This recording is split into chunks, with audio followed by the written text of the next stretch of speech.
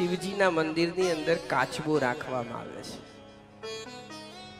આપણે ભગવાન શિવના મંદિરે દર્શન કરવા માટે જઈએ ને તો આપણે કાચબો જોઈએ છીએ. ક્યારે આપણા મનની અંદર પ્રશ્ન થયો કે અહીંયા કાચબાની શું જરૂર છે? નંદી તો સમજાયું કે ભાઈ ચલો શિવજીનું વાહન છે. હનુમાનની વિશે સમજી શકીએ, ગણપતિ વિશે સમજી શકીએ, પાર્વતી વિશે સમજી શકીએ, શિવજીના ગળામાં રહેલા શેષ નાગને વિશે સમજી શકીએ, પણ અહીંયા કાચબાની શું જરૂર છે?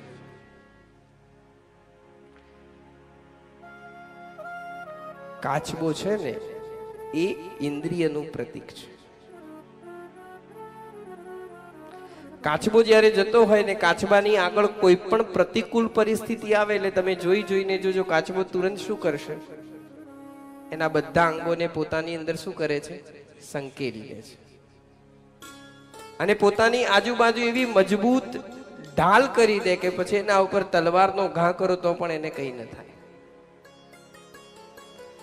અને જેવી એ પ્રતિકૂળતા હટી જાય એટલે પછી સારા સમયની રાહ જોઈને કાચબો બેસતો નથી, તુરંત પોતાની યાત્રા આગળ ચાલુ કરી દે છે. આ કાચબા પાસેથી આપણે શીખવાનું છે.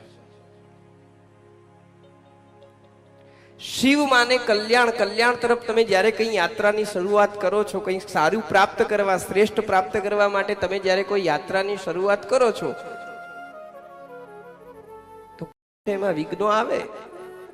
અને આપણે ત્યાં તો કહેવત છે સારા કામમાં 100 વિઘ્ન આવે. કલ્યાણ માટે થઈને તમે જ્યારે કોઈ યાત્રાની શરૂઆત કરશો, કંઈ સારા માર્ગ ઉપર ચાલવાની શરૂઆત કરશો એટલે આપોઆપ સમજીને ચાલો કે પ્રતિકૂળતાઓ આવશે. અને પ્રતિકૂળતાના સમયે તમારે શું કરવાનું છે? ગભરાયા વગર પોતાની જે ઇન્દ્રિયો છે, ઇન્દ્રિયોને પોતાની અંદર સમેટી લેવાની છે. આંખને ફોડવાની નથી, કાનમાં ખીલા મારવાના નથી, જીભને કાપવાની નથી, હાથને કાપવાના નથી. કેવલ એ ઇન્દ્રિયોને શું કરો? પોતાની ભીતર સમેટી લો. અને જેવી એ પ્રતિકૂળ પરિસ્થિતિ હટી જાય કે તુરંત અનુકૂળતાની રાહ જોયા વગર વળી પાછી પોતાની સફરને શું કરો? ચાલુ કરી દો.